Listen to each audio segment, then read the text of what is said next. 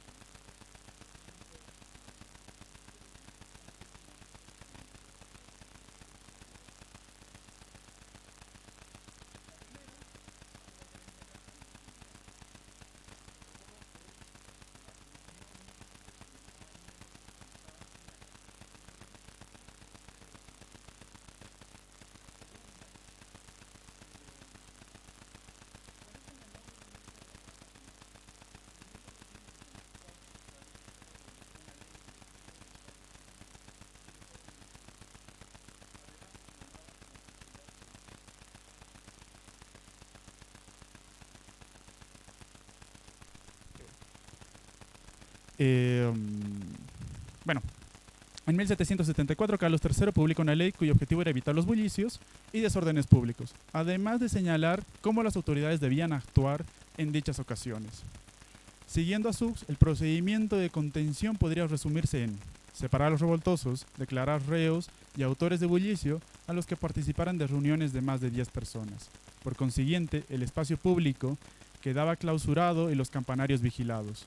Lejos de cumplir esta pragmática, el 25 de mayo se faltó a todos los puntos que ella especifica y el espacio público quedó monopolizado por acciones colectivas y distintos sujetos, entre ellos Francisco Ríos, Álvarez de Alenales y el subalcalde de Cusco, Juan Antonio Paredes, de quienes hablaremos un poco más adelante.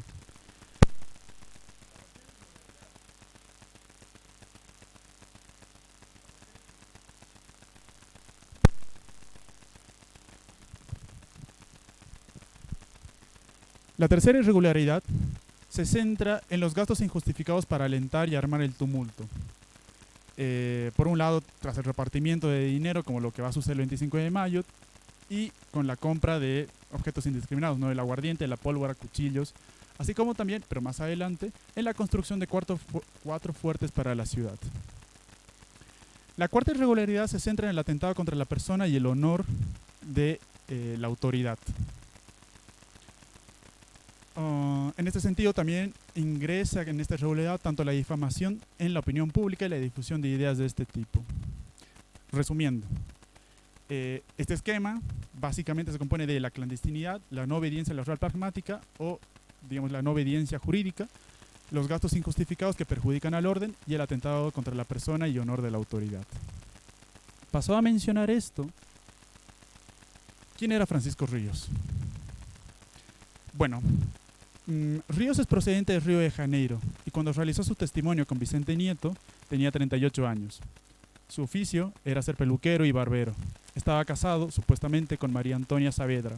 No tenemos información sobre su llegada al territorio de Charcas y recién aparece en la esfera pública cuando fue puesto en prisión en La Paz por robarle un plato a María Villaverde.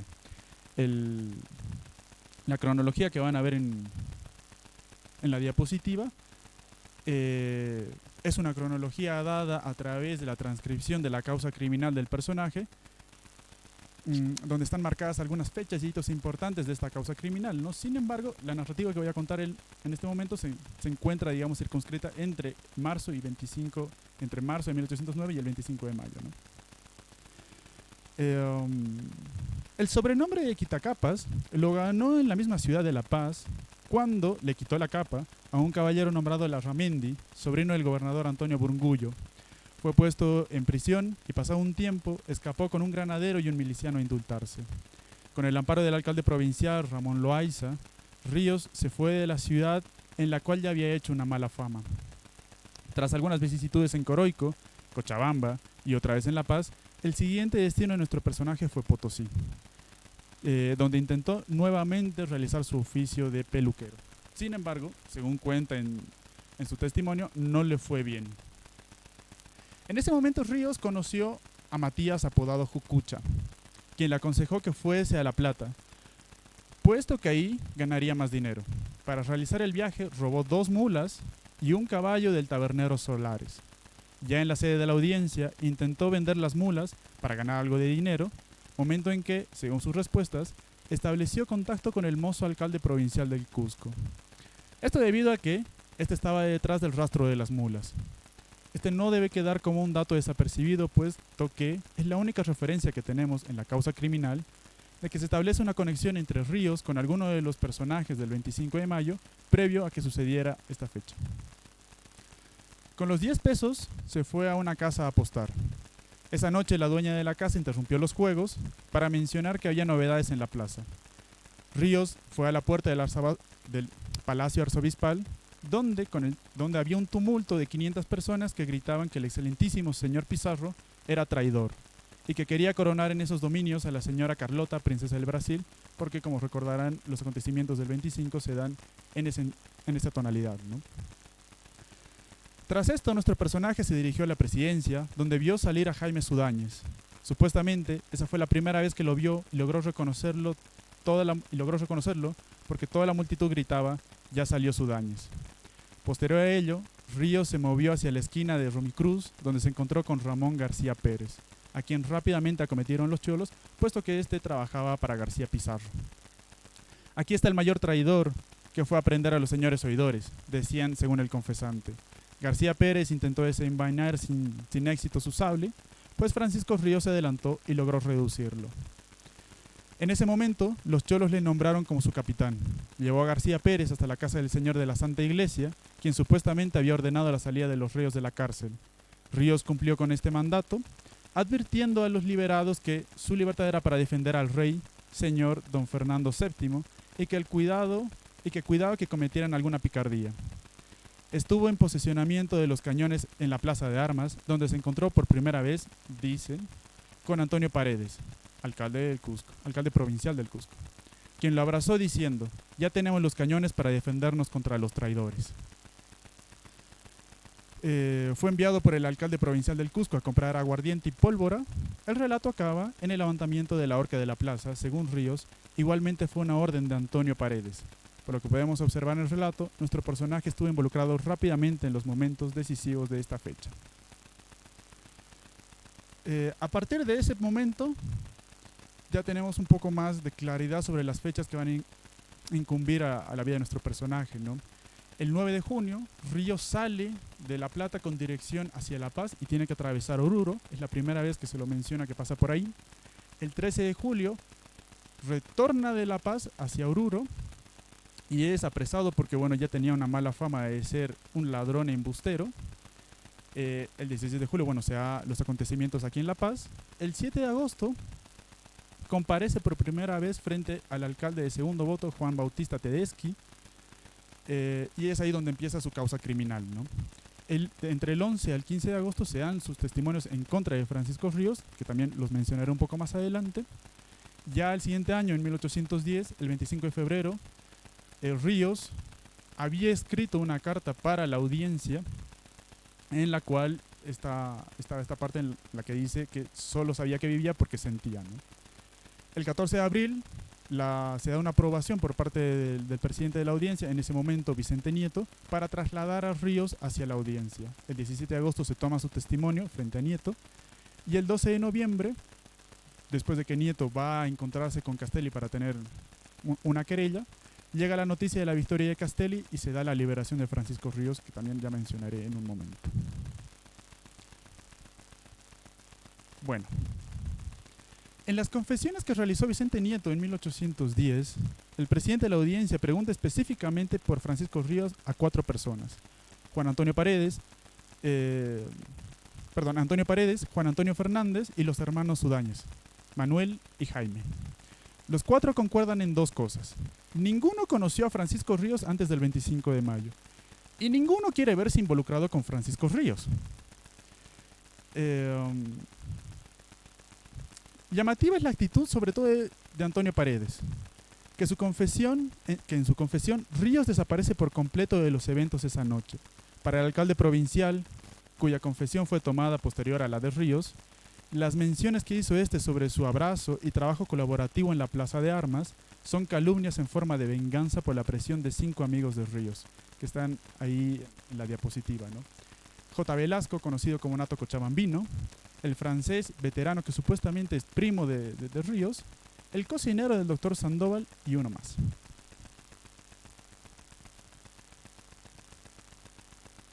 Los otros 3 testimonios concuerdan en que el momento en que vieron por primera vez a Ríos fue en su enfrentamiento con García Pérez. Juan Antonio Fernández, refiriéndose al alcalde provincial de Cusco, dijo que jamás ha tenido concordia con hombres a quienes ha repugnado su corazón y que no lo ha tratado ni en su casa, que después del combate con Ríos, él estuvo con García Pérez hasta las 4 de la mañana.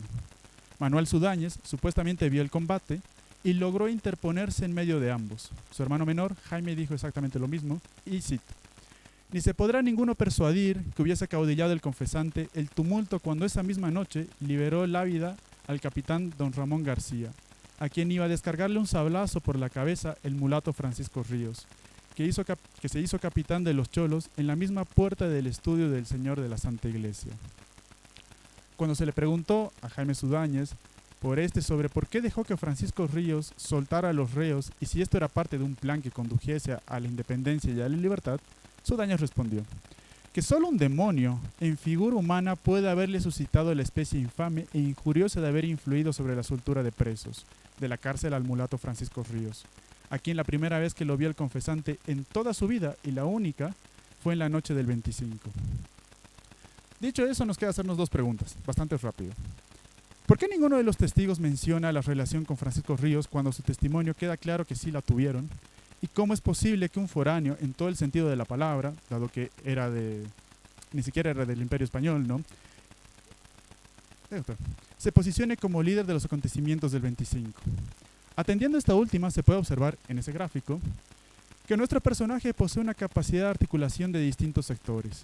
Es importante recordar que Ríos, si bien era un mulato y un ladrón, también era un peluquero, lo cual nos invita a pensar en una posible relación entre este y otros gremios. Por ejemplo, más adelante la confesión menciona que el sable robado a García Pérez lo empeñó a la panadera Joaquina Zúñiga a través de un colegial. Sumado a esto, es importante mencionar a la figura de los panaderos, puesto que en ellos estarían recluidos varios de los presos del 25, ¿no? Ríos en los relatos de los testimonios se ve fuertemente involucrado con distintas expresiones que nos llevan a reforzar lo anterior. El 29 de mayo, Paula Sanz reconoce a Ríos como aquel que logró sosegar a los cholos y en agradecimiento a este buscó músicos y le cantó. Parece que Ríos era conocido para agrupar gente para tocar música. En ese sentido, pongámonos a pensar en el uso del espacio y la opinión pública. En el testimonio de Jaime Sudáñez, Ríos les llevó un grupo de músicos después de haber tocado un gran rato en el patio de los Sudáñez, donde, pues el confesante, Jaime, le terminó por entregar un par de pesos. Resulta llamativo este punto, dado a que el propio Sudáñez participó de esta tradición cuando le cantaba versos indecorosos al arzobispo Moxó. Creemos que este es una pista para señalar la estrecha relación entre Ríos con distintos estratos sociales, aparte de los que se pueden ver en ese pequeño esquema de allá, ¿no? En tanto a la clandestinidad, a las irregularidades y por qué se la van a asociar a Ríos con aquello que no es un gobierno, pues justamente en todo su relato toca cada uno de los puntos, ¿no? En la clandestinidad, la supuesta complicidad con Jaime Sudáñez previo al 25 de mayo para las independencias, para la supuesta independencia, la relación que tiene con el alcalde provincial de Cusco, con su mozo, a quien le había robado esas dos mulas.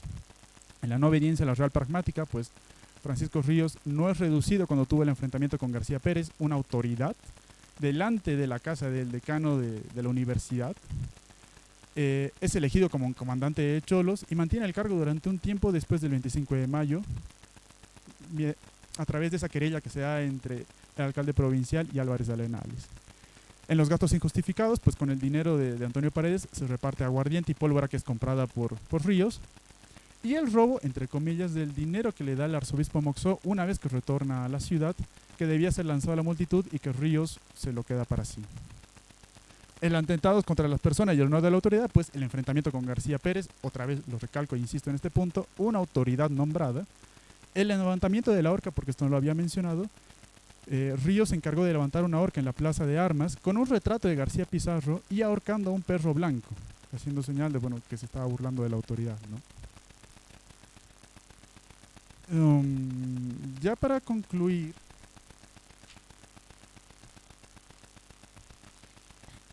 al igual que otros nombres en la historia, parece que el nombre de Francisco Ríos, junto con el simbolismo que proyectaba su apodo de Quitacapas, quedó indisolublemente asociado a la idea de no gobierno, como si la persona de Ríos quedara dentro de uno de los significados de los márgenes del concepto gobierno. Aunque, por lo que resta de la causa criminal y las multitudes conexiones entre estratos sociales que tuvo, parece que sí agradó el accionar al pueblo de La Plata, quienes probablemente lo observaron dentro de otro universo semántico y otra simbología que nos queda vetada.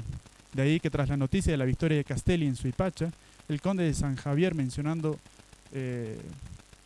la reacción que tuvo las personas, mencionan que, acaso de las 12 de la noche, una multitud considerable se acercó a la audiencia, pidiendo a la guardia le soltase al preso Francisco Ríos. Esta cerró la puerta, ellos golpeaban la puerta dicha y gritaban, casi como en esta mesa, que se suelte al quitacapas. Muchas gracias.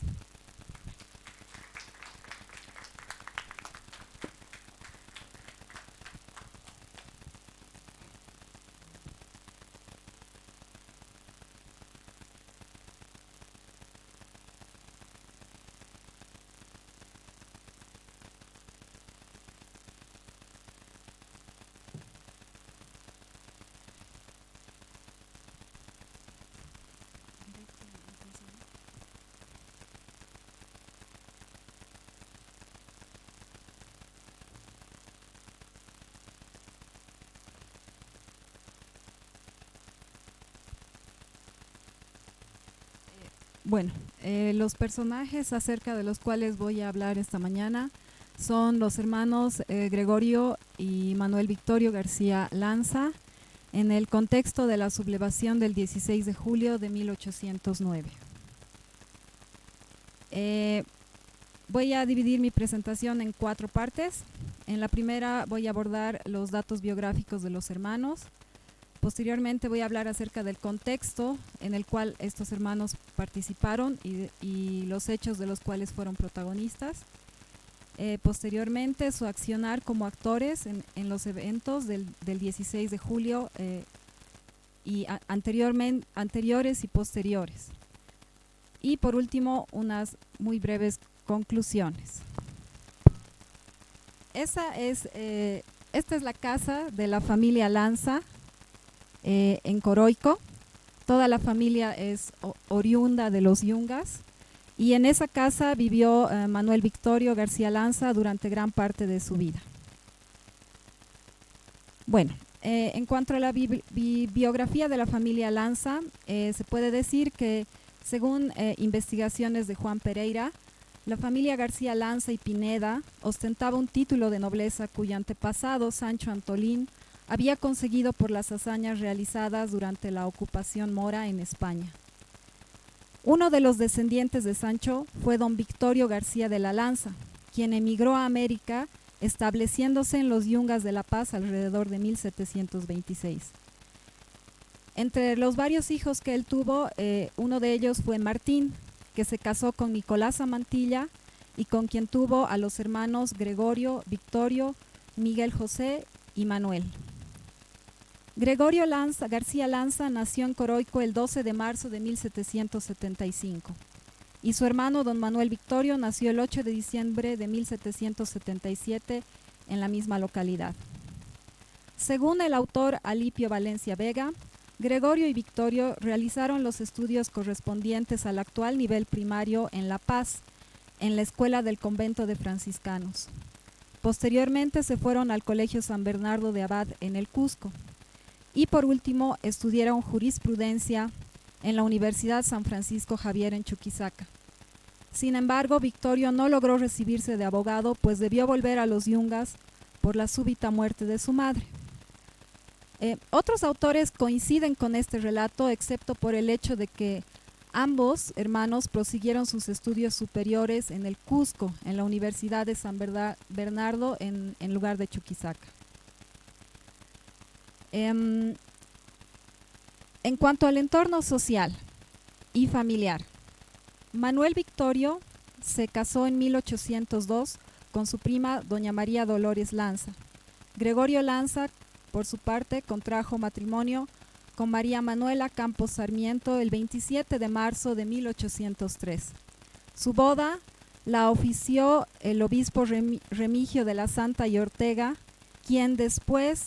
a quien después don Gregorio le seguiría un proceso durante la sublevación de 1809.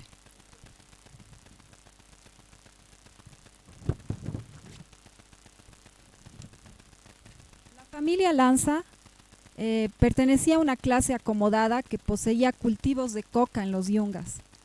Durante las sublevaciones indígenas de 1780, toda la familia se trasladó a La Paz para participar en las actividades de defensa de la ciudad. Cabe recalcar que en este tiempo la familia se vio sumamente afectada por la pérdida de mano de obra indígena. Al igual que otras familias criollas y mestizas, se tuvieron que hacer cargo de la defensa de la urbe paceña ante la desbandada de los funcionarios españoles.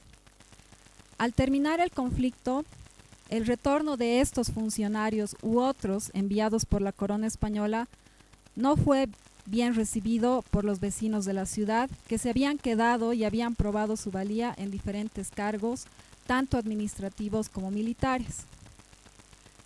Pero no solamente el descontento fue propiciado por estos sentimientos anticoloniales y de rebeldía, sino también por las ideas ilustradas importadas desde Europa, además de los ejemplos recibidos como la Revolución Francesa y la independencia de Norteamérica. Todas estas ideas eran bastante populares en el ámbito académico de las universidades, de donde, según Valencia Vega, surge en primera instancia el concepto de derecho propio y luego el de gobierno propio. A todo esto se debe sumar también el contexto económico de la época. La dinastía borbona se caracterizó por adoptar una política bastante centralista y controladora con respecto a sus colonias. Necesitaba de alguna manera contrarrestar la crisis que imperaba y por eso pretendía implantar políticas económicas favorables a la península, pero no tanto para el continente americano. Y es así como lo refiere José Luis Roca en su libro Ni con Lima ni con Buenos Aires, cuando él atribuye a una de las causas de la revolución de 1809, y cito: entre los paceños la unidad giraba en torno a la libertad comercial. La propia existencia de la ciudad se justificaba por su localización geográfica a medio camino entre los ahora dos virreinatos, a lo que se sumaba el envidiable mercado potosino. Pero la fluidez del comercio entre la carrera de Buenos Aires y la de Lima estaba obstaculizada por el afán fiscalista de la política borbónica, que llevó a instalar aduanas para el cobro de las odiadas alcabalas a lo largo de toda la ruta. Con todos estos antecedentes, podemos posicionar a los hermanos en un caldo de cultivo perfecto para el desarrollo de las ideas revolucionarias que los llevaron a participar y ser protagonistas de la sublevación del 16 de julio. Para empezar, ambos hermanos estuvieron presentes en el Cerco de la Paz y, a pesar de su corta edad, vivieron de cerca dichos acontecimientos. En segundo lugar, ambos recibieron una instrucción académica superior que los llevó a familiarizarse con ideas revolucionarias para la época. Y por último, pero no menos importante, su familia era una de las tantas que se veía afectada por las políticas económicas centralistas y poco favorables para el continente americano y en especial para la región paceña.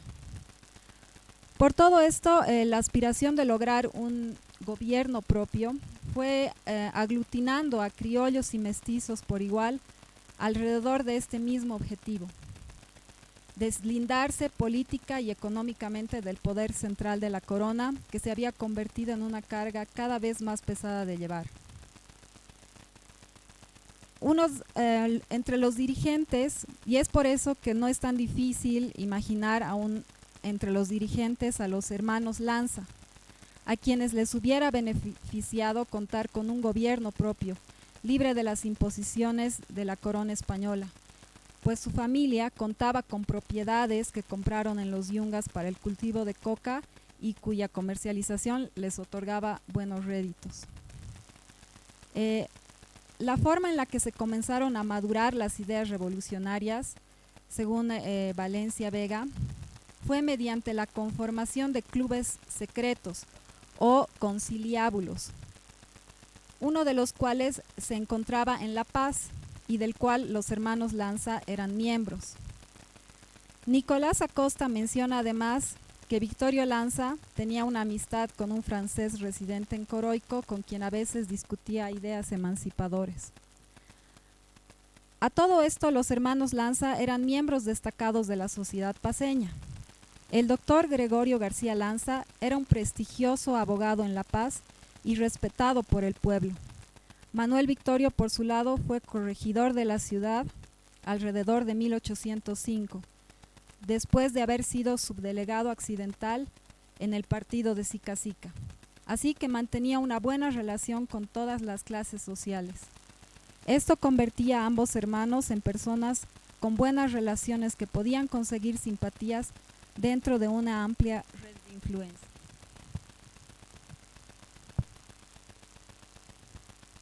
Ahora me voy a centrar en el contexto en el que ambos hermanos participaron. Esta es una foto de la proclama de la Junta Tuitiva que está en la Plaza Murillo. Ahí se pueden ver las firmas de los que conformaron la Junta Tuitiva. Está Manuel Victorio Lanza, pero Cabe aclarar que él ni siquiera estuvo físicamente el momento de la proclamación de la proclama de la Junta Tuitiva. Bueno, a medida que pasó el tiempo, como ya mencioné, estos conciliábulos se fueron concentrando en una sola reunión, que fue la que operó la revolución del 16 de julio de 1809. Si bien solo Gregorio García Lanza estuvo presente en la toma de la Plaza Mayor el 16 de julio, su hermano Victorio apoyó desempeñando otras funciones durante esos días. Bueno, después de un primer intento fallido en marzo de 1809, el 16 de julio del mismo año los insurrectos logran tomar el cuartel general y la Plaza Mayor. La toma en términos generales se realizó casi sin resistencia, lo que brindó una mayor confianza entre los insurrectos. Cabe recalcar que entre los personajes principales de esta jornada estuvo Gregorio García Lanza, quien por aclamación popular junto a Sagárnaga y Catacora fue nombrado representante del pueblo.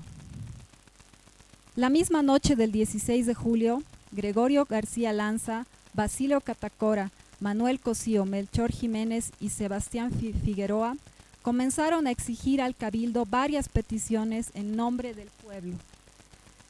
Rosana Barragán destaca de estas peticiones la renuncia del intendente, el obispo y otros funcionarios de la corona, la eliminación de las alcabalas sobre los comestibles y las manufacturas producidas por los indios.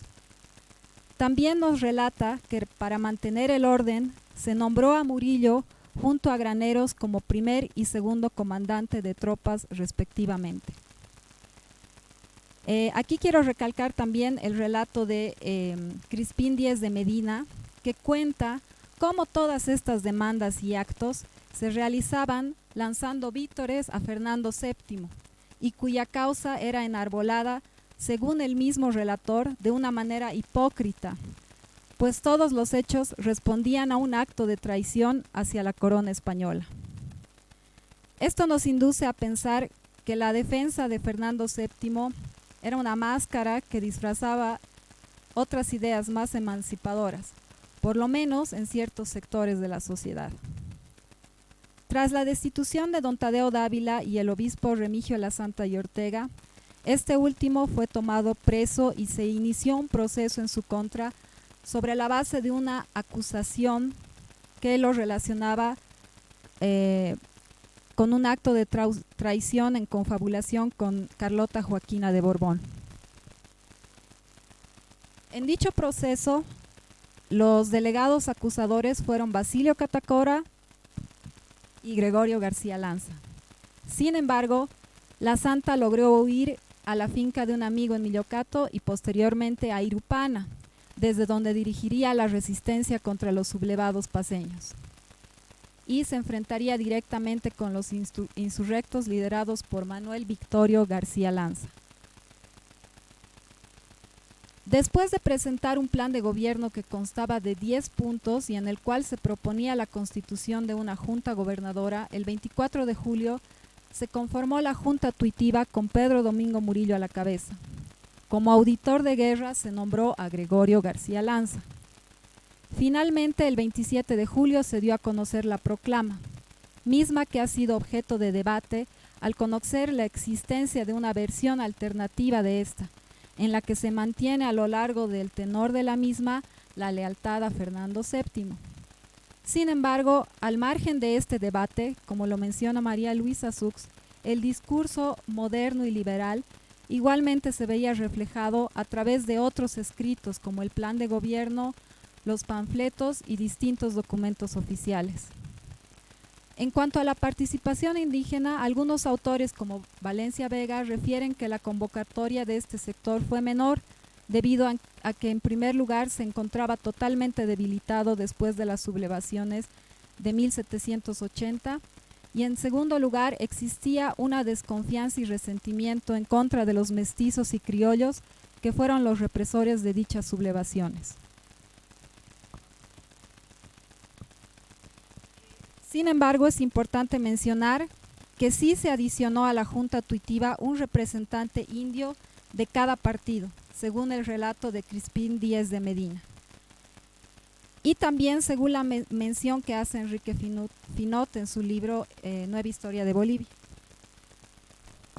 Esto significa que por lo menos había una intención de involucrar al sector indígena en este proyecto revolucionario.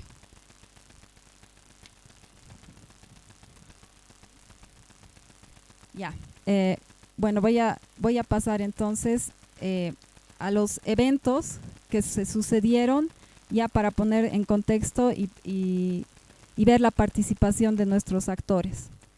El 12 de septiembre, ante la noticia de que se estaba armando un ejército en Puno para ir a reprimir a la sublevación de La Paz, se declara la guerra a Puno y se produce, según Manuel María Pinto, un quiebre entre las distintas facciones que existían dentro de los líderes de la sublevación.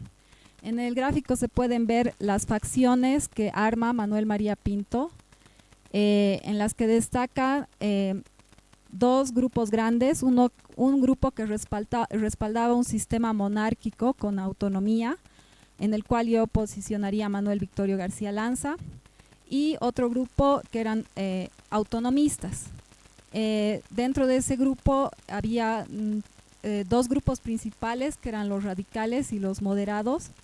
Entre los radicales estaba don Gregorio García Lanza, que querían conformar, ya tenían una visión de una república, y dentro de los moderados, pacifistas y obstinados.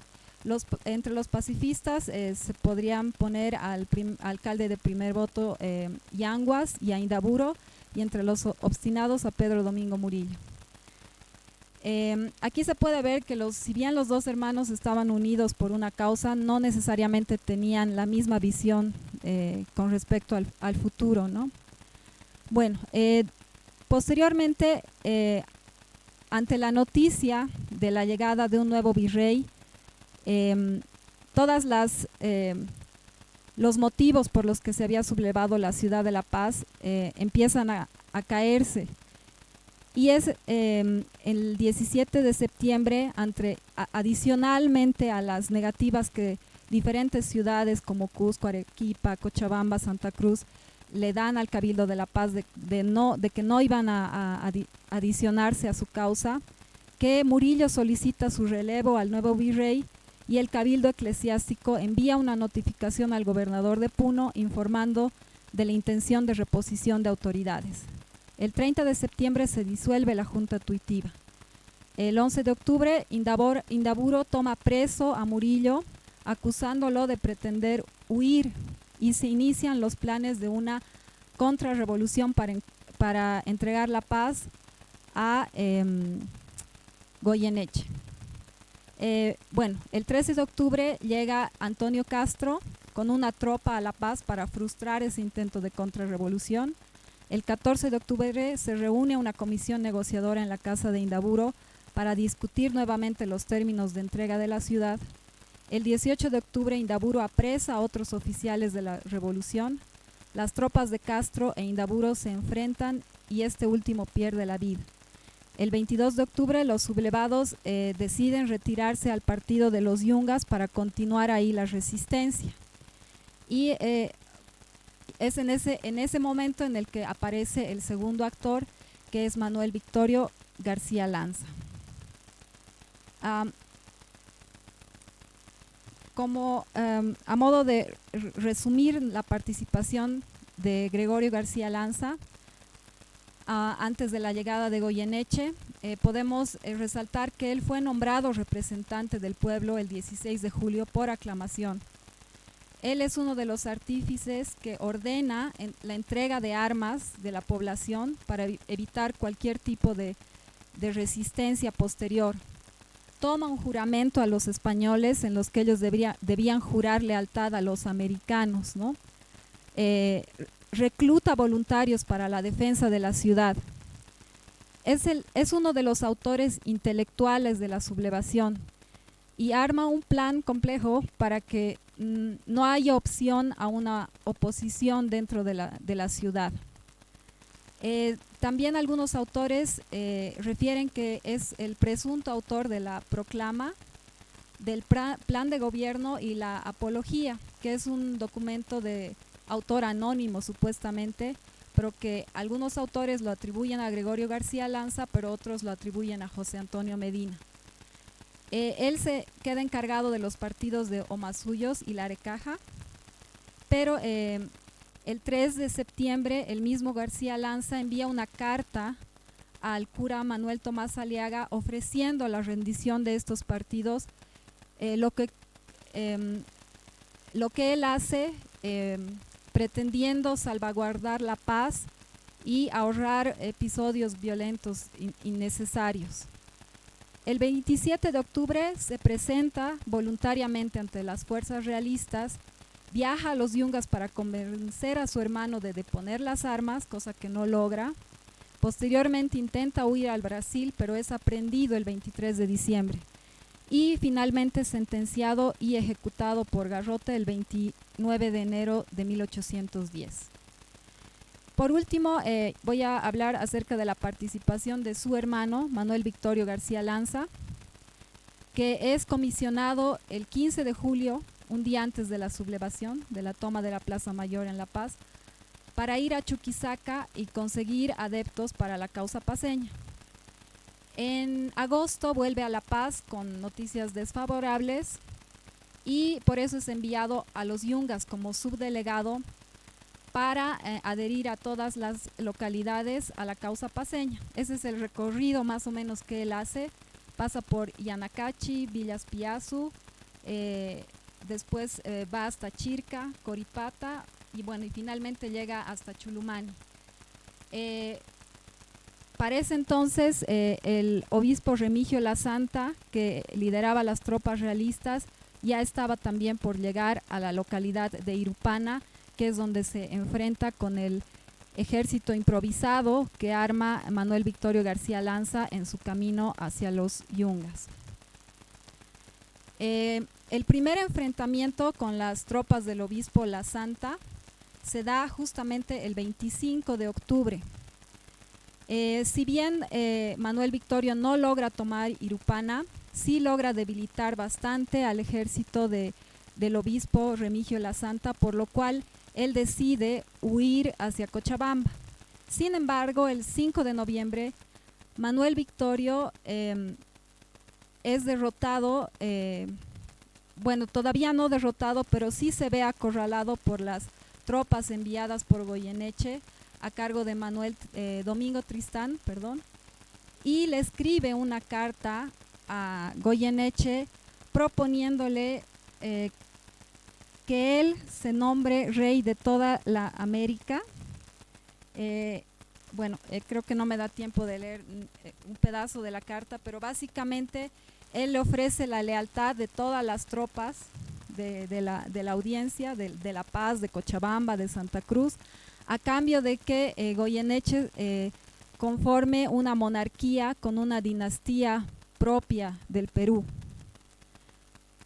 Obviamente esa carta no tiene respuesta ni es considerada, y es así que el 11 de noviembre se produce un segundo enfrentamiento con las tropas de Domingo Tristán. Trata de huir Manuel Victorio García Lanza junto a Antonio Castro, pero ambos son ejecutados en una emboscada el 16 de noviembre de 1809. Bueno, los hermanos García Lanza sin duda son protagonistas en la planificación y en la ejecución de la sublevación del 16 de julio de 1809. Si bien estos hermanos tenían características y visiones diferentes acerca del futuro, ambos tuvieron una participación muy relevante en todos los sucesos.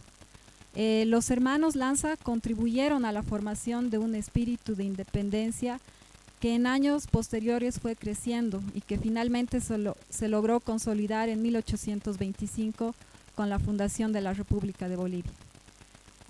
También es importante resaltar la colaboración y participación del pueblo paceño, indígenas, mestizos, mujeres, comerciantes, esclavos, que participaron activamente y sin este pueblo nada de lo que pasó el 16 de julio hubiera sido posible.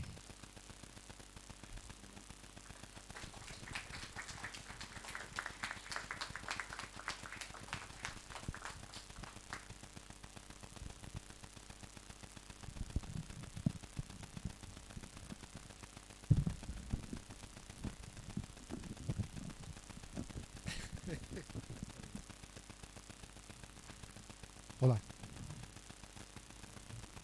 Mil disculpas, voy a leer y primeramente debo agradecer a la doctora Sux y a la doctora que nos han permitido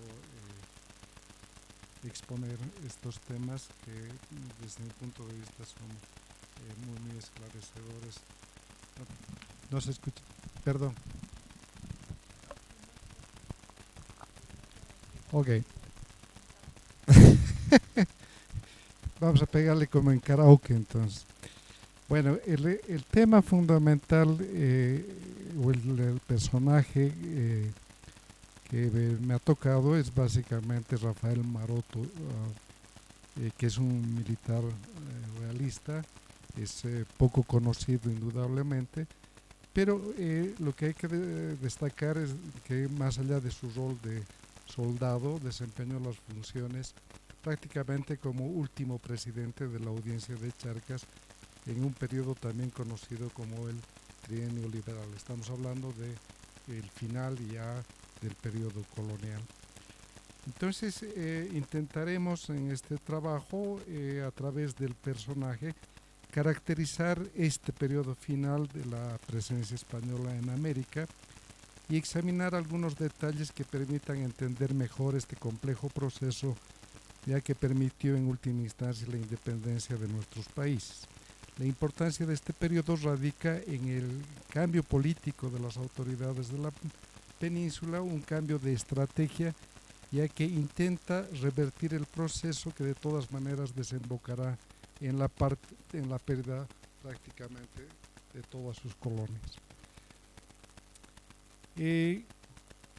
Maroto es un militar que ha participado desde las guerras contra Napoleón, es decir, en España, ha defendido a España en la intervención en la invasión de Napoleón, y posteriormente ha estado en América, como vamos a ver en este documento, y luego retorna a España ya para participar también en lo que se llaman las luchas carlistas. Entonces es un personaje ya de amplia trayectoria que está ligado desde un principio a lo que ha sido el problema en España con la invasión de Napoleón, está en América y vuelve a España, es decir, está en todo el conflicto de alguna manera, y esto es lo interesante. Pese a ello, es muy poco conocido en nuestro medio. De manera general, podemos decir que en junio de 1815 es enviado a apoyar la campaña ya de Joaquín Pezuela, es decir, llega a América con lo que se llama el Regimiento Talavera. Este regimiento es muy importante, no se lo toma en cuenta de repente, pero es la primera unidad peninsular enviada desde España hasta América del Sur, ya 4 años después de la formación de las juntas revolucionarias en América. Es decir, este ya es un contingente militar que ha sido enviado ya y cuya misión fundamentalmente es apoyar ya lo que está haciendo, es decir, su misión es socorrer ya al virrey Abascal. Y él está apoyando a Pezuela, sin embargo, es decir, el periodo en que apoya a Pezuela es muy corto y tiene que retornar ya a Lima, y al parecer, es decir, esto se debe básicamente a que existen discrepancias de alguna manera. Pero en 1817 tiene que dirigirse ya a Chile, donde va a enfrentar, es decir, Maroto enfrenta ya a San Martín, que está cruzando los Andes. ¿no? Y como sabemos, en Chacabuco va a corresponder el triunfo ya a San Martín. En 1818 Pezuela ya es virrey del Perú y lo va a nombrar, es decir, él va a ser el encargado de nombrar ya como el encargado justamente, ya lo designa como presidente comandante general de la ciudad y las provincias de Charcas, ¿no? Y en julio de 1825, perdido el último bastión y habiendo transcurrido 11 años desde su llegada a América, retorna a España. Esto para marcar más o menos de una manera general ya cuál es su trayectoria. Aquí en este punto hay que trabajar un poquito el contexto y de qué estamos hablando. Mónica Quijada en su texto nos señala, abro comillas, ya dice, en su texto de modelos de interpretación sobre la independencia hispanoamericana, hace referencia a las nuevas corrientes historiográficas sobre la independencia americana, destacando la complejidad de este largo proceso a la luz de nuevas investigaciones que se han ido desarrollando a partir de fines del siglo pasado, refiriéndose al modelo de interpretación ya que ella denomina políticos, señala. Quiero subrayar esto. Lo más importante es el hecho de haber establecido desde una perspectiva renovada la contextualización de los movimientos de independencia hispanoamericanos en un proceso mucho más amplio de cambios, contexto que se dio en el mundo atlántico desde la segunda mitad del siglo XVIII. Dicho de otra manera, desde ese modelo se ha puesto de manifiesto que la emancipación hispanoamericana no puede separarse del marco de lo que podríamos llamar un auténtico terremoto político que en el mundo hispánico se inicia en la propia España. Es decir, nos está dando un panorama mucho más amplio, ya que no es simplemente ya el de los levantamientos en América. Esto empieza mucho más atrás. Es justamente bajo esta mirada más amplia y en el marco de este complejo proceso que debemos ubicar el accionar de Maroto, ¿no? Para ello, nuestro trabajo exploratorio del contexto debe extenderse en términos espaciales y temporales, trascendiendo ya el ámbito del territorio de Charcas, ¿no? Sin querer entrar en mayor detalle sobre la invasión ya francesa y la constitución de Cádiz, tenemos que recalcar, sin embargo, que de este periodo marcado por innumerables hechos que han influido de distinta manera en los posteriores acontecimientos, hay que destacar la disputa política que se desarrolló a partir del vacío de poder que enfrenta la península. Estamos hablando entonces que además de las acciones de defensa militar en España concretamente, también han aflorado distintas concepciones políticas para enfrentar la crisis de Estado. En la composición de la Junta Suprema Central Gubernativa del Reino, formada en 1808, primer paso institucional del gobierno ya que regirá los destinos de España hasta el regreso del rey, se distinguen tres tendencias políticas: absolutistas ilustrados, constitucionalistas históricos y corrientes revolucionarias. Esto nos dice Breña.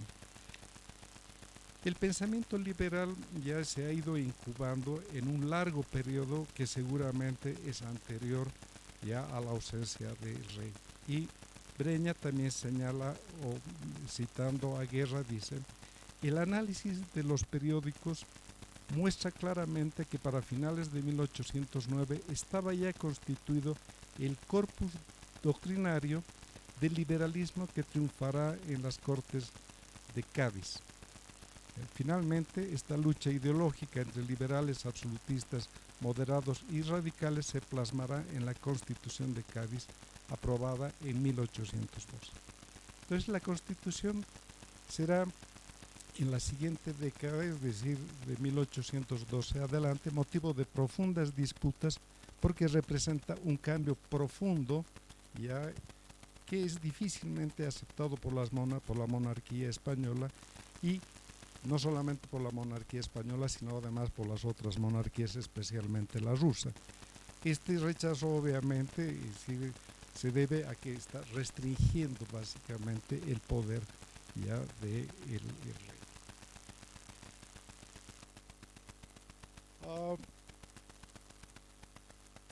José Luis Roca habla de que la Constitución de Cádiz es más o menos ya no digamos una copia, pero es un reflejo de lo que fue la Constitución ya de la Revolución Francesa.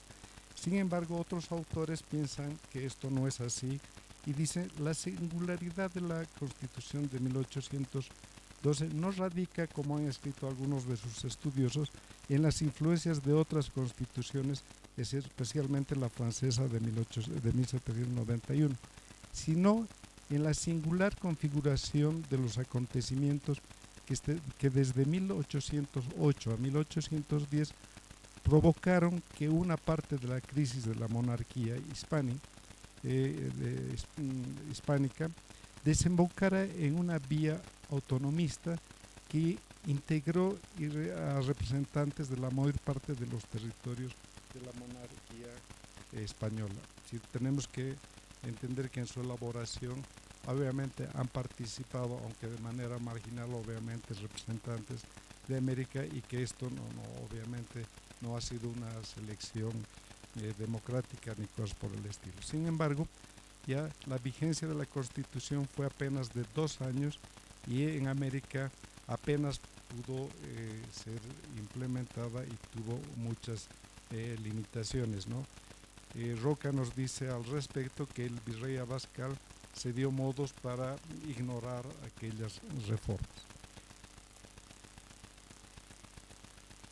Con el retorno al absolutismo, ya el conflicto obviamente en América va a tener otras características. Dice, mientras en las Cortes de Cádiz se está dando forma a un nuevo Estado liberal que se verá reflejado en el contenido de la Constitución de 1812, la situación de insurrección en América, además de abarcar casi la totalidad del territorio, ha tomado un nuevo giro.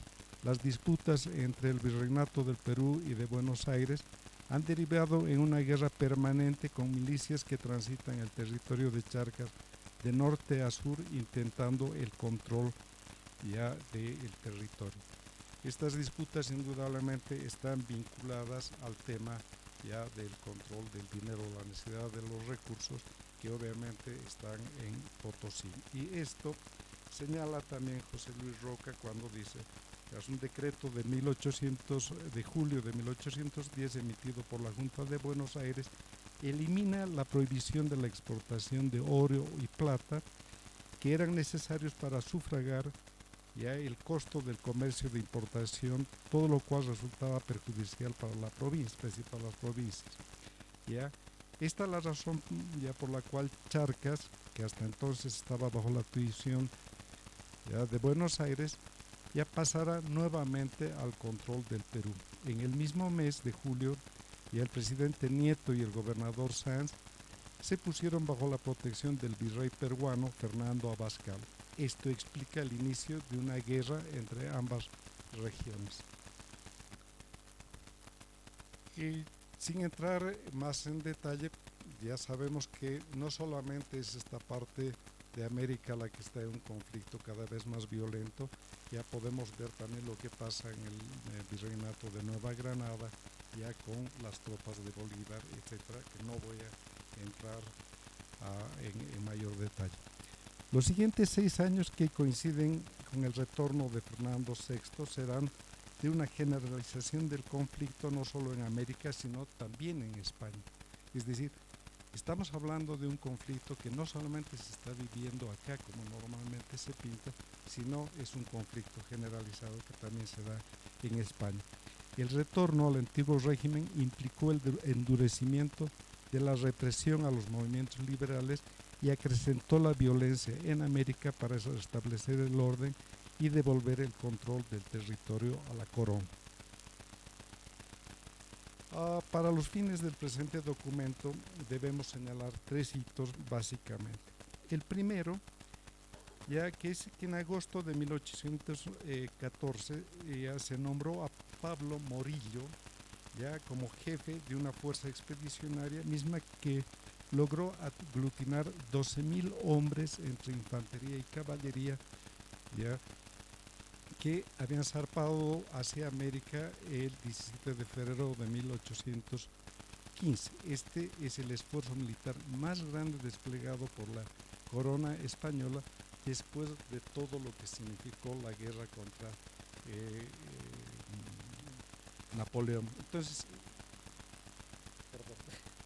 Entonces, esto implica de alguna manera que ya estamos hablando ya de un ejército, de un esfuerzo bastante grande, ya que como veremos va a tener efectos bastante importantes. El segundo tema importante es que José La Serna, después de participar, de su participación en la guerra, fue nombrado en la guerra en Francia ya, ¿no? Es decir, él es un excombatiente ya contra Francia, fue nombrado mariscal de campo ya en 1816 y después ya es, como le han nombrado, virrey a través de un golpe ya militar contra ya el Pezuela. Y yo creo que me voy a saltar algunos casos. Y el tercer punto que es importante es que San Martín ya está básicamente entrando ya al Perú, es decir, está presionando, ya ha pasado los Andes y ahora está presionando desde el Perú, lo cual va a hacer que se llama el virreinato se tenga que replegar hacia el Cusco. Entonces, básicamente lo que el trabajo trata o intenta de ver cómo el cambio básicamente en este periodo va a ser un periodo bastante hegemónico ya de las fuerzas militares, ¿no? Es decir, ya todo este periodo de las guerrillas, las republiquetas, etcétera, va a haber pasado básicamente, y ahora estamos hablando de ejércitos ya que se van a enfrentar ya, y que entonces la visión política y militar tiene otras características básicamente. Rápidamente, cuando revisamos ya los documentos de su administración, de la administración de Maroto como presidente de la Audiencia de Charcas, lo que vamos a ver básicamente es que la mayoría de las determinaciones que toma tienen que ver básicamente con el tema de la recaudación de fondos para la guerra. Este es un tema fundamental, ya porque de lo que se trata es de conseguir el dinero necesario para seguir la campaña, y entre las cosas que resultan interesantes de ver es justamente cómo inclusive el virrey ya tiene que ver recortado su salario en un 50% ya, y esto es no solamente para el virrey sino para toda la jerarquía administrativa. Y finalmente, para acortar el tema, mil disculpas, se me ha ido el tiempo, es decir, indudablemente aquí en este periodo es donde se dan las fuertes disputas ya entre La Serna y Antonio Olañeta, básicamente. ¿Quién pedirá? Es decir, Olañeta va a pedir en 1824 ya que el virrey destituya a Maroto. De esa manera Maroto logra salir, es decir, es destituido y tiene que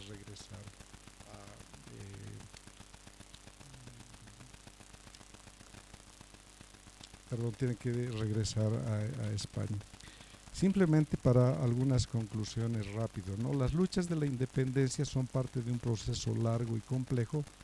Ya es complejo porque temporalmente abarca más de una década y media, periodo en el que ocurren muchos y variados acontecimientos que irán configurando el final que cambiará para siempre la configuración de este continente.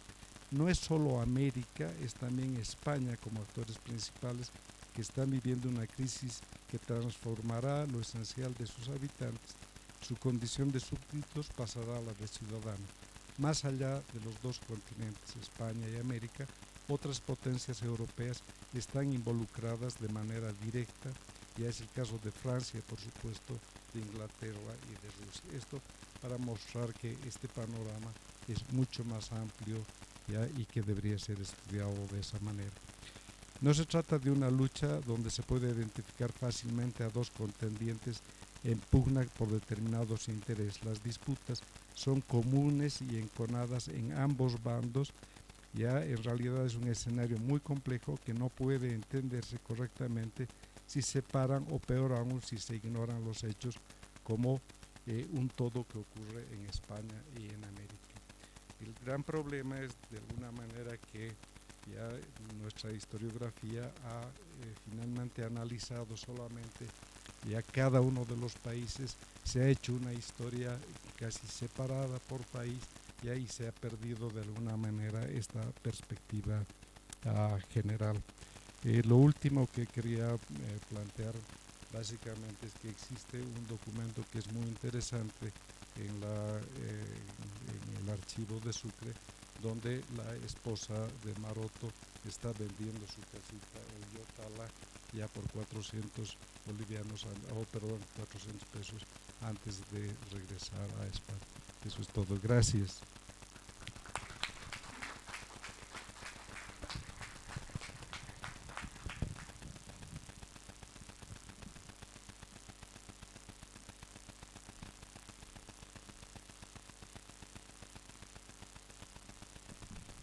Gracias a los tres, y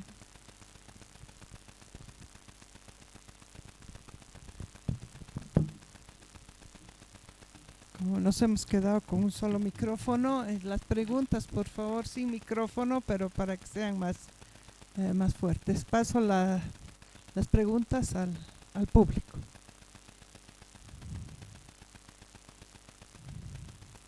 Bueno, como ustedes pueden ver, las tres ponencias van a hablar de ambos lados de la guerra, ¿no? Es decir, siempre el que gana es el que tiene la historia oficial, y el que pierde, su historia se pierde también.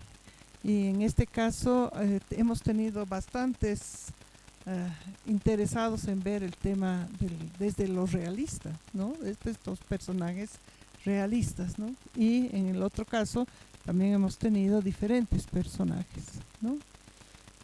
Bueno, si no hay más. Sí, por favor, aquí, sí.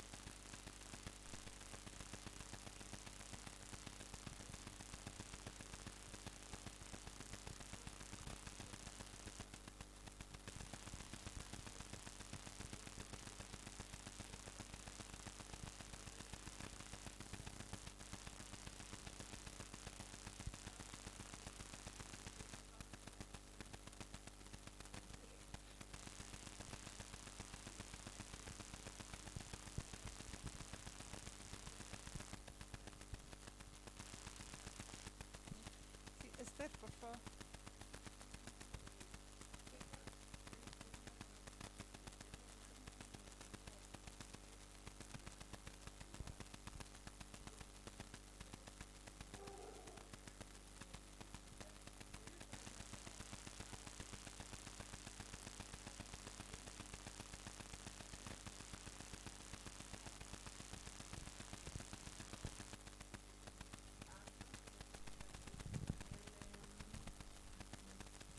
Antonio, quería preguntarle, la figura de Maroto es muy interesante, ¿no? ¿Cómo podrías, de lo que has podido ver, resumir sus actuaciones políticas al frente de, digamos así, 2, 3 puntos, ¿no? ¿Cuál fue en realidad el papel de Maroto al frente de, ¿no? de la audiencia? Si has podido llegar a establecer esto. Eso por el momento. Y muchas gracias también a la compañera. Sí, y yo tengo una última pregunta. ¿Por qué crees que siempre se los va a poner juntos a los dos hermanos García Lanza, ¿no? Se los separa un poco a José Miguel porque era mucho menor.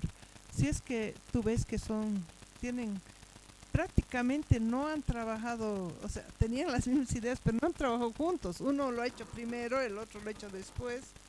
Tampoco han muerto juntos, ¿no? ¿Qué es lo que se ha querido rescatar en la memoria de que estén los dos juntos en esta historia?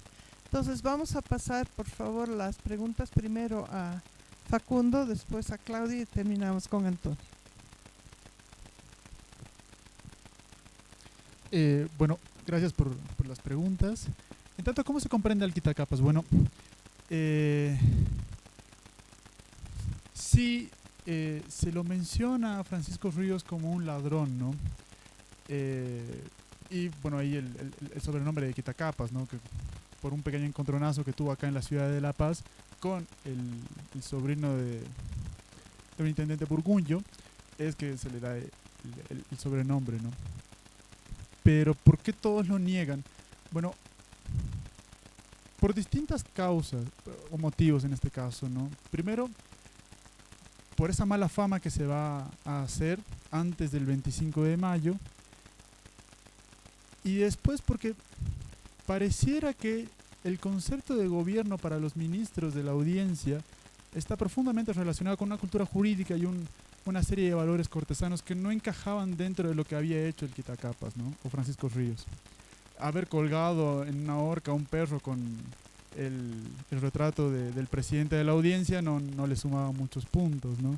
Así como tampoco haberse robado dinero del arzobispo Moxó,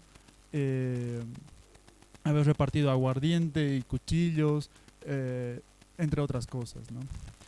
También tiene que ver, supongo, su estatus social, era un mulato, ¿no? Y que no era proveniente de acá, no era oriundo del imperio, no venía de Río de Janeiro. Entonces encajaba en todo aquello que los ministros querían verse alejados de, ¿no? Porque en los testimonios lo que trataban de probar los ministros era que todo lo habían hecho dentro de la legalidad y por el rey, ¿no? Entonces no venía bien que se los asociara con Francisco Ríos. ¿Por qué es un personaje olvidado? Un personaje olvidado, bueno, quería enfocar la exposición en que es un personaje olvidado dentro de estos testimonios, ¿no? Justamente porque querían olvidarse de él en tanto a que daba la posibilidad de que Vicente Nieto pudiera cuestionar el accionar de los ministros, dado que, o bueno, en el calor, en la crecida de violencia que tuvo el 25 de mayo, ¿no? Porque sí, tiene varios textos, en realidad, uno, usted doctora, ¿no? El artículo de Quitacapas, la reedición sobre la causa criminal que hizo Jaime Mendoza, la transcripción de la causa criminal de Gunnar Mendoza, ¿no? Además de otros artículos varios. Pero también porque es un personaje olvidado en tanto a que la narrativa del 25 de mayo tiende a dejarlo de lado, al menos dentro de la historia oficial, ¿no? Y que se menciona dentro de este proceso a Manuel Sudáñez, a los hermanos Sudáñez, a José Lemoné, al presidente García Pizarro, al arzobispo Moxó, pero se hace muy poca alusión al Quitacapas, ¿no? Y parecía que es un personaje sumamente importante justamente por esta articulación entre diferentes sectores sociales que hacen, ¿no? Eso.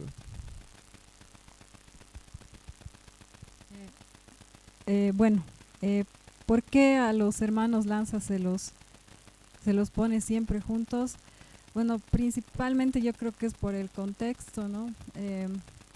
ambos han participado en la misma sublevación, eran cronológicamente hablando eran casi de la misma edad,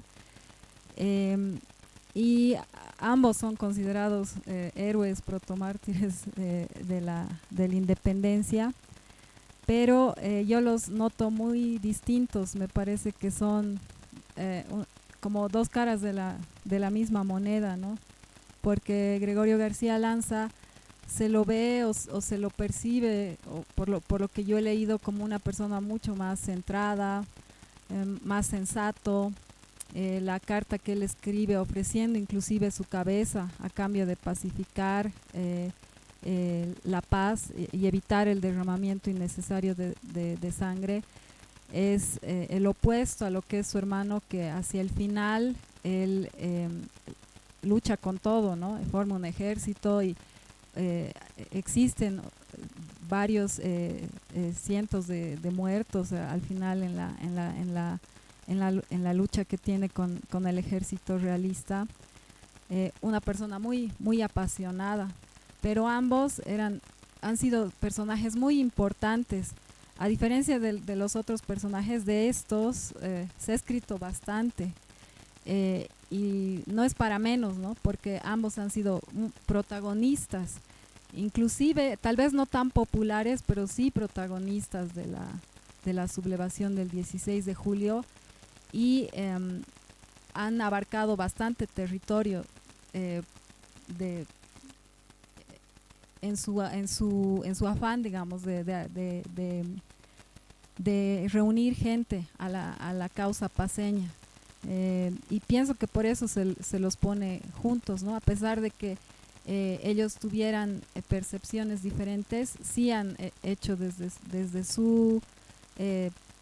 sus posibilidades, han hecho mucho por esa causa paceña, y bueno, ambos han ofrendado sus vidas por esta causa. Claro, y bueno, el hermano menor ya es otra historia, porque él es mucho menor y él ha sido protagonista en otros eventos posteriores.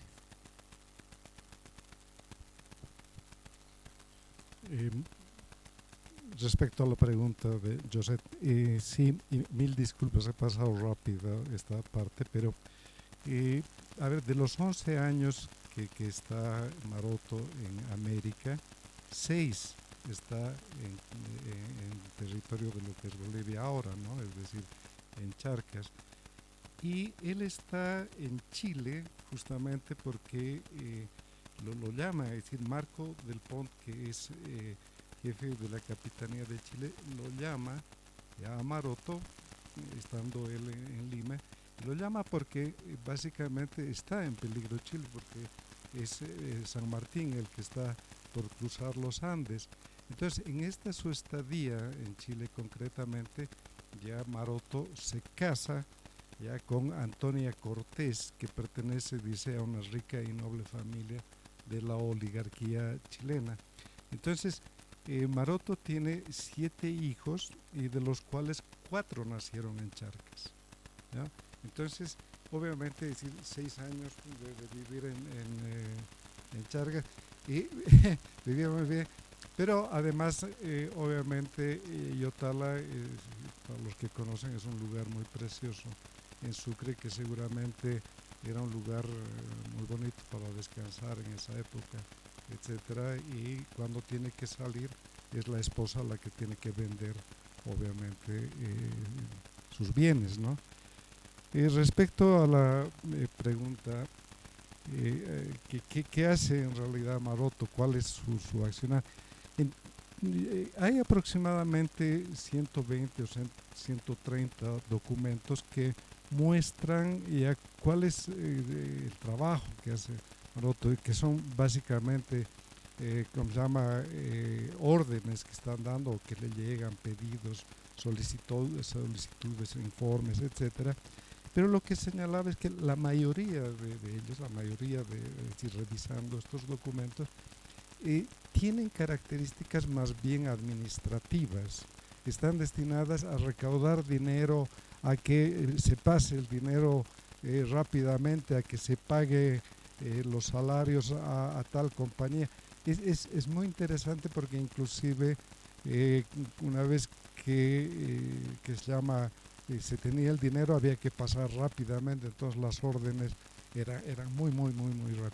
Sin embargo, también se observa que indudablemente intenta ya dar cumplimiento a lo que es la Constitución de Cádiz. Entonces, hay autorizaciones, está trabajando, por ejemplo, para que no se abuse ya de alguna gente, principalmente campesinos, etcétera, pero estamos hablando básicamente de que su actividad ha sido administrativa, aunque intenta llevar por todas las vías posibles un trabajo que es más de tipo político, digamos, de implementar lo que es la Constitución de Cádiz. Y el otro tema fundamental, obviamente, es defenderse de todas ya las inquinas ya que hay con Antonio Olañeta por una parte, pero además de un entorno que no era fácil desde ningún punto de vista. Bueno, muchas gracias. Quedan muchas cosas en el tintero. Jurisdicción, obediencia, entre ser revolucionarios y ser maleantes, podemos decir, ¿no? Las relaciones familiares y todo esto dentro del contexto de trabajar con actores, ¿no?, que nos permiten hacer un nuevo ingreso. Creo que la experiencia de trabajar esto en introducción ha sido muy buena y muchísimas gracias. Gracias a todos. Nos vemos.